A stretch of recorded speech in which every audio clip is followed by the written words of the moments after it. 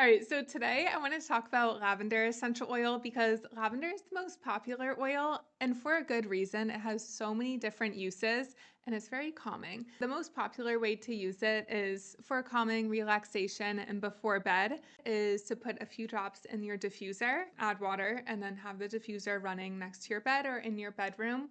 And that is when you're going to be breathing in the benefits of lavender that are calming, relaxing. It's going to help you get a nice restful sleep. Another way to use lavender is that you can apply it topically.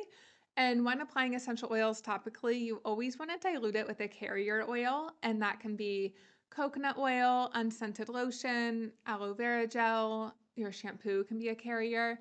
So it's basically anything that is safe to apply to your skin that will help your skin absorb the essential oil better.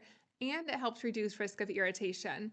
So whenever you use any essential oil topically, always use a carrier oil. So to use lavender, add the carrier oil to your hand, a couple drops of the lavender oil, rub your hands together, and then you can apply it to the bottoms of your feet, and that gives a whole total body relaxation benefit. And this is my own line of essential oils, the Live Holistic oils. We're organic and third party tested. So each batch is tested for impurities and to make sure it's not adulterated. So each batch is guaranteed to be pure and organic. Another way to use lavender is in the bath if you're having a nice self care bath. In my storefront in Hamburg, we make bath bombs and we add a few drops of lavender oil to each bath bomb.